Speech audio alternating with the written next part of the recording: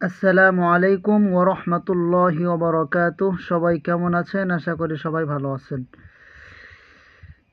আমরা অনেক দিন পরে আরেকটি পর্ব নিয়ে আসছি, ১৬তম পর্ব। আমরা গত পর্বে পড়েছি র সাকিন।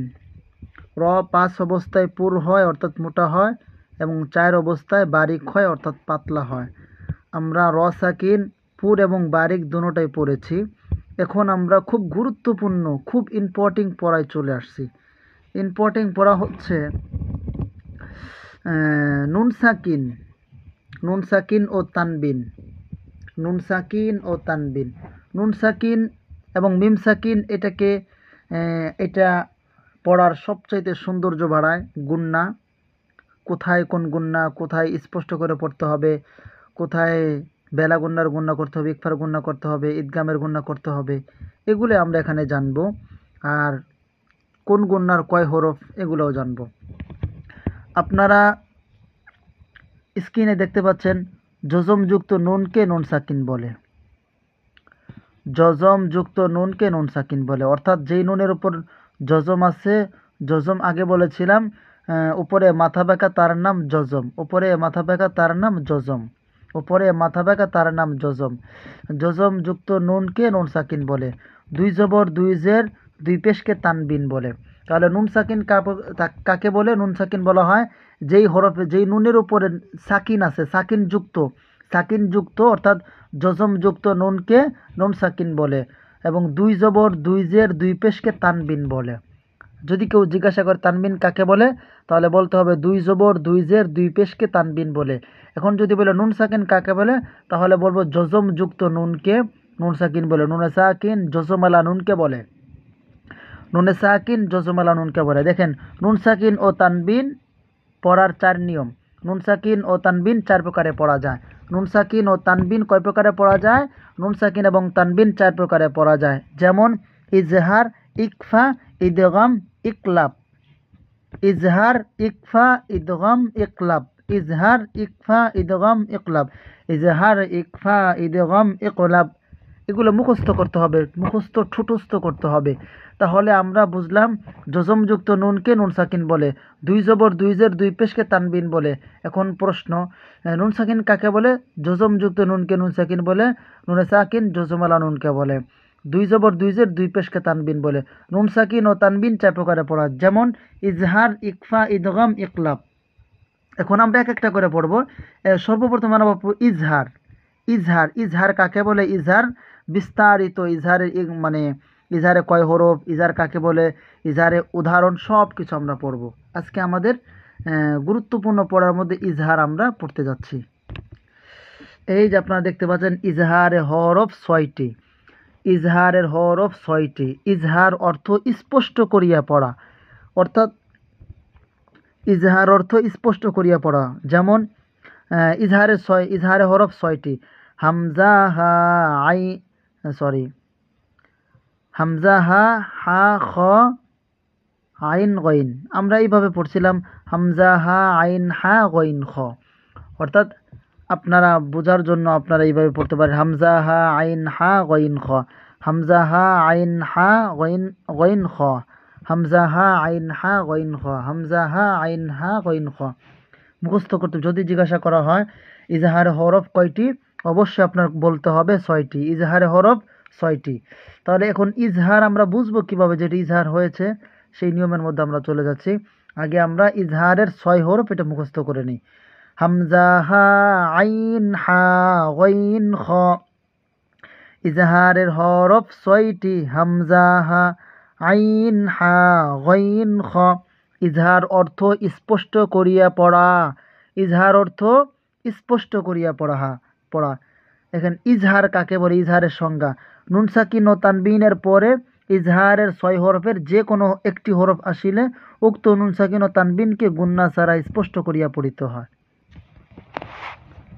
তাহলে ইজহারের হরফ হইলে গুন্না করা যাবে না, স্পষ্ট করে পড়তে হবে। ইজহারে হরফ হইলে গুন্না করা যাবে না, স্পষ্ট করে পড়তে হবে। তাহলে ইজহারে হরফ ৬টি। হামজা হা আইন হা গইন খ।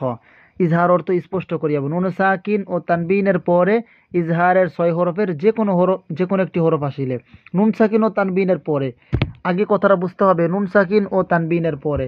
যেমন দেখেন নুন সাকিন মিন আইয়ি, মিন আইয়ি, মিম নুন জের মিন, নুনের উপর সাকিন, তাহলে নুন সাকিন, হ্যাঁ নুন সাকিন, তাহলে নুন সাকিনের পরে কি আছে? হামজা।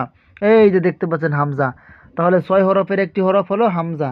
এই জন্য এখানে গুণনা করা যাবে না, এখানে আপনার স্পষ্ট করিয়া পড়তে হয়। যেমন মিন আইয়ি, মিন আইয়ি, মিন আইয়ি, তাহলে নুন সাকিনের পরে হামজা আসছে, এই জন্য এটা ইজহার হয়ে গিয়েছে। তাহলে ইজহারের হরফ 6টি, হামজা, হা, আইন, হা, গইন, খ। ইজহার অর্থ স্পষ্ট করিয়া পড়া। নুন সাকিন ও তানবিনের পরে ইজহারের, দেখেন ইজহারের 6 হরফের যে কোনো একটি হরফ আসিলে উক্ত নুন সাকিন ও তানবিনকে গুন্না ছাড়া স্পষ্ট করিয়া পড়িতে হয়। যেমন মিন আইয়ি, মিন আইয়ি, দেখেন মিম নুন জের মিন, তাহলে নুনের উপর সাকিন আছে, তাহলে নুন সাকিন, নুন সাকিনের পরে ইজহারের 6 হরফের যে কোনো একটি হরফ আসিলে, নুন সাকিনের পরে ইজহারের 6টি হরফের যে কোনো একটি হরফ আসছে, সেটা হলো হামজা। তাহলে হামজা আসলে, তাহলে এটা স্পষ্ট করিয়া পড়তে হবে, গুণনা করা যাবে না। এরপরে দেখেন ফামান আযলামু, ফামান আযলামু, ফা জবর ফা, মিম নুন জবর মান, ফামান, ফামান, তাহলে নুনের উপর সাকিন আছে, তো নুন সাকিন, এরপরে কি আছে? হামজা। হামজা আসার কারণে ইজহারের একটি হরফ আসছে, এই জন্য এখানে গুণ্য হবে না, এই জায়গায় স্পষ্ট করিয়া পড়িতে হয়। যেমন ফামান আযলামু, ফামান আযলামু। এরপরে দেখেন কুফুওয়ান, কুফুওয়ান আহাদু, কুফুওয়ান আহাদু, কাফ পেশ কু, ফা পেশ ফু, কুফু, ওয়াও আলিফ 2 জবর ওয়ান, কুফুওয়ান আহাদ, তাহলে তানবিন, ওয়াওয়ের উপরে 2 জবর, 2 জবর 2 পেশকে তানবিন বলে। আর তানবিনের পরে হামজা আসিলে, ওই যে বলছে দেখছেন নুন সাকিন ও তানবিনের পরে, তাহলে তানবিনের পরে ইজহারের 6টি হরফের যে কোনো একটি হরফ আসিলে, তাহলে ইজহারের 6টি হরফের একটি হরফ আসছে হামজা, তাহলে উক্ত নুন সাকিন ও তানবিনকে, অর্থাৎ তানবিনকে গুন্না ছাড়া স্পষ্ট করিয়া পড়তে হয়। যেমন কুফুওয়ান আহাদু, কুফুওয়ান আহাদুন, কুফুওয়ান আহাদুন। এরপরে দেখেন আযাবুন আলিম, আযাবুন আলিম, আযাবুন, বা 2 পেশ বুন, তানবিন, তানবিনের পরে হামজা আসছে, তাহলে ইজহারের 6 হরফের যে কোনো একটি হরফ আসছে, নুন সাকিন ও তানবিনের পরে ইজহারের 6 হরফের যে কোনো হরফ আসলে ওইটা গুন্না ছাড়া স্পষ্ট করিয়া পড়তে হয়। যেমন আযাবুন আলিমুন, আযাবুন আলিমুন।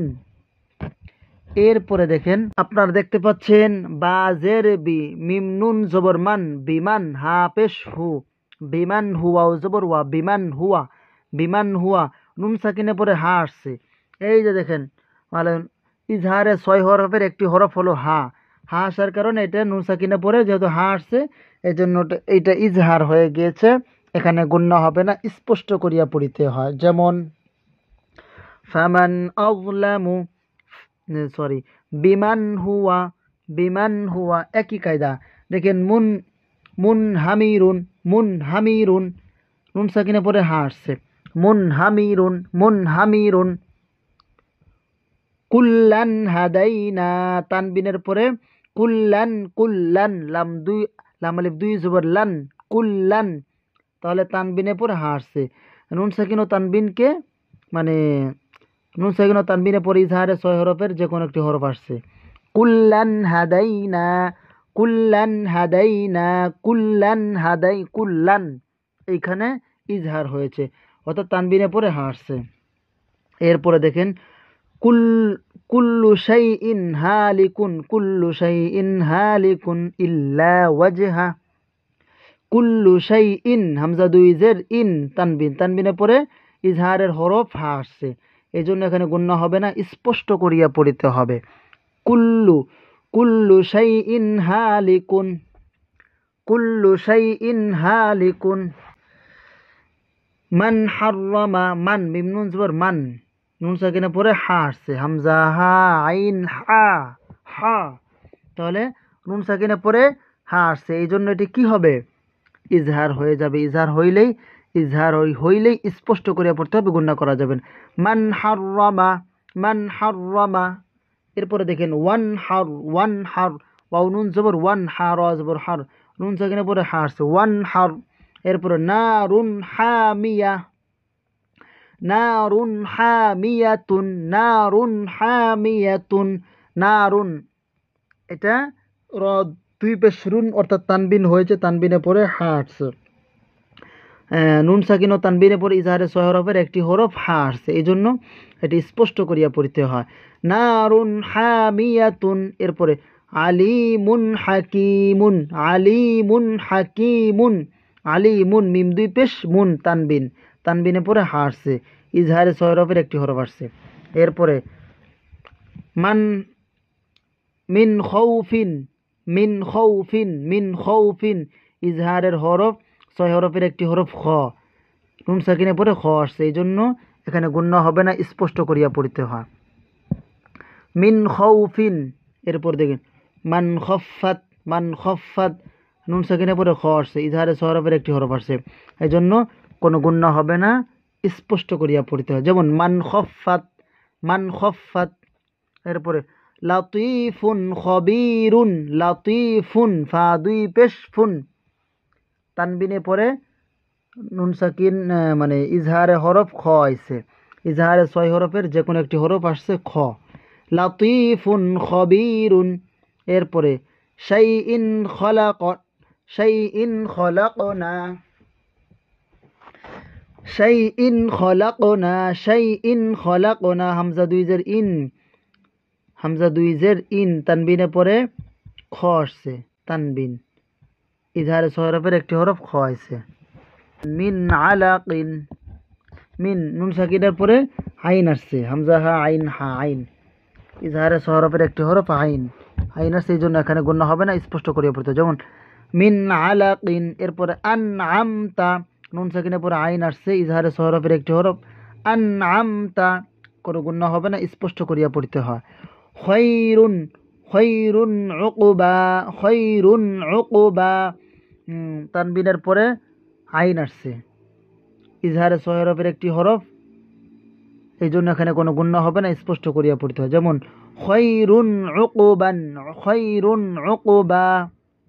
এরপরে লাকাউইয়ুন আজিজুন, লাকাউইয়ুন আজিজুন, লাকাউইয়ুন আজিজ, তানবিন, ইয়ার উপরে দুই পেশ, তানবিনে পরে আইন আসছে, ইজহারে ছয় হরফের একটি হরফ, এই জন্য এখানে কোনো গুণ্য হবে না, স্পষ্ট করিয়া পড়িতে হয়।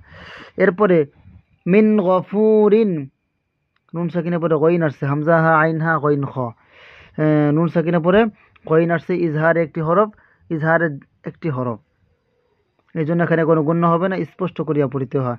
মিন গৈরি শাইইন একই, আজরুন গৈরু একই, মা আন গদা ক, মা আন গদা ক, মা আন, হামজা দুই জবর আন, তানবিরে পরে গইন আসছে, ইজহারের একটি হরফ, ইজহারের একটি হরফ, এই জন্য এখানে গণ্য হবে না, স্পষ্ট করিয়া পড়িতে হয়।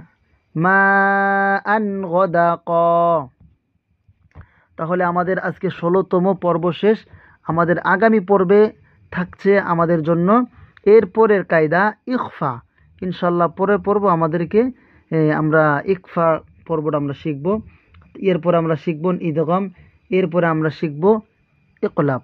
এরকম করে আমরা নুন সাকিন ও তানবিন পড়ার 4 নিয়ম, নুন সাকিন ও তানবিন 4 প্রকারে যে পড়া যায়, 4 প্রকারে আমরা 4টে ভিডিও আমরা ভালো করে মনোযোগ সহকারে দেখব এবং বুঝব, তাহলে আমাদের নুন সাকিনের পালা শেষ হয়ে যাবে। এই নুন সাকিন আমাদের গুরুত্বপূর্ণ পড়া, এই জন্য এই পড়া কোনোভাবেই ধোঁকাবাজি দেওয়া যাবে না, কোনোভাবেই এটা ফাঁকিবাজি করা যাবে না। আল্লাহ তাআলা আমাদের সবাইকে ইলমে দ্বীন হাসিল করা তৌফিক দান করুক।